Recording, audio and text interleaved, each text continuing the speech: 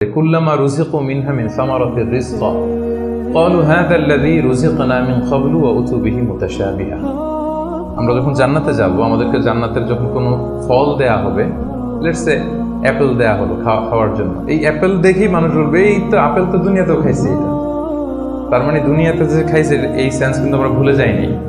অনেকে জিজ্ঞেস করে যে আখিরাতের এই সেন্সেশনটা কেমন হবে, আখিরাতে কি দুনিয়ার সবকিছু আমার মনে থাকবে, দুনিয়ার যা যা ঘটছে সবই কি আমার সেন্সে থাকবে, ব্রেনে থাকবে, নাকি অন্যরকম জগৎ? এই আয়াত প্রমাণ করে দুনিয়াতে আপনি কি করেছেন সবকিছু আপনার মনে থাকবে।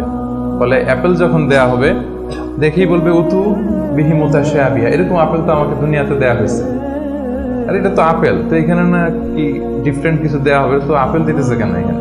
আপেল অনেকে আপেল লাইকও করে না দুনিয়াতেই, সেইখানে যদি আপেল দিয়ে আপেল দেয় বা কমলা দেয় হয়তো মানুষ এরকম প্রশ্ন করবে, এবং কোরআন তো সেটা টেস্টিফাই করছে যে হ্যাঁ, মানুষ বলবে যে এটা তো আমরা দুনিয়াতেই খাইছি। তখন আল্লাহ বলবে যে না, এটা অ্যাপেল, বাট দুনিয়ার অ্যাপেলের মতন। দুনিয়ার আপেলে একটা স্বাদ পাওয়া যায়, এই আপেলে 1000 স্বাদ পাওয়া যায়।